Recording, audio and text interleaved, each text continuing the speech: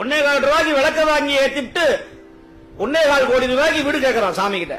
1 முழம் பூவை கொடுத்துட்டு கேட்கறான் 5 பவுன் சங்கிலியை கொடுங்கிறான். இத்தனோண்டு பூவை வாங்கி கொடுத்துட்டு 5 பவுன் சங்கிலி கேட்கறான். அவர் என்ன புரோக்கரா? கல்யாணம் உடனே ஆயிரணும். சிவபெருமான் நீங்க யோசிச்சு பாருங்க, எத்தனை வாய்ப்பை கொடுத்திருப்பாரு நம்ம கண்ணு முன்னாடி. நம்ம நினைக்கிறோம் படத்துல காட்டுற மாதிரி சிவபெருமான் அப்படியே காலமாட்டு வாகனத்தை வந்து நிப்பாரு. அப்படி வரமாட்டான் சிவன். நாய் மூலமா வருவான், பசுமாதி வருவான், நல்லவங்க மூலமா வருவான், பெண்ணா வருவான், ஆணா வருவான், அலியாக வருவான், குருவியாக வருவான், கவிதாக வருவான், எப்படி வேணாலும் வருவாரு. நம்ம அவரை உணர்ந்துகிறது இல்ல.